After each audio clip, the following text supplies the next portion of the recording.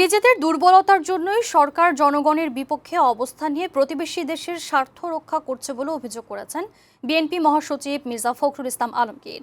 বৃহস্পতিবার জাতীয় প্রেস ক্লাবে আলোচনা সভায় তিনি বলেন, বিশাল পরাজয়ের ভয়ে সুষ্ঠু নির্বাচনে যেতে চায় না আওয়ামী লীগ। বাইরের কারো ভরসায় নয়, নিজেদের শক্তিতে সরকার পতনের আন্দোলন জোরদারের কথা জানান বিএনপি ও যুগপৎ আন্দোলনে থাকা দলগুলোর শীর্ষ নেতারা। আরও জানাচ্ছেন গোলাম মোর্শেদ।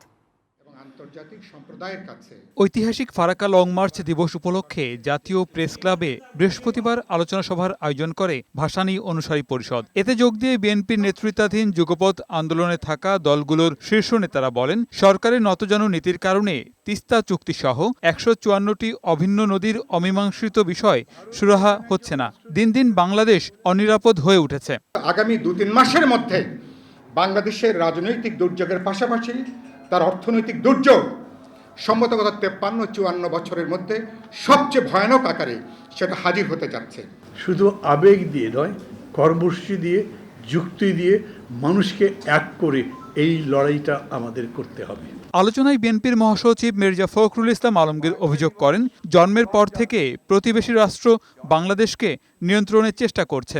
নিজেদের বৃত্ত তৈরি আর অন্য দেশের স্বার্থ রক্ষা আওয়ামী লীগের একমাত্র উদ্দেশ্য বলেও মন্তব্য করেন তিনি। কেমন একটা সরকার দখলদারিত্ব নিয়ে ক্ষমতায় বসে আছে, যাদের একমাত্র কাজ হচ্ছে যে তারা তাদের স্বার্থ এবং তাদের প্রভুদের স্বার্থকে রক্ষা করার জন্য তারা আজকে জনগণের উপর নির্যাতন নিপীড়ন চালিয়ে যাচ্ছে। ভূমিধস পরাজয় হবে, তারা নিশ্চিহ্ন হয়ে যাবে।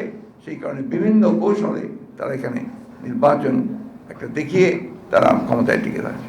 আগামী দিনে সরকার হটানোর আন্দোলনে বিজয় অর্জনের জন্য সকল গণতান্ত্রিক শক্তির ঐক্যবদ্ধ হওয়ার বিকল্প নেই বলেও মন্তব্য করেন বিএনপি মহাসচিব। আমাদের স্বার্থে আমাদেরকে ঐক্যবদ্ধ হতে হবে, আমাদেরকে কেউ করে দিয়ে যাবে না। গোলাম মোর্শেদ, বৈশাখী সংবাদ, ঢাকা।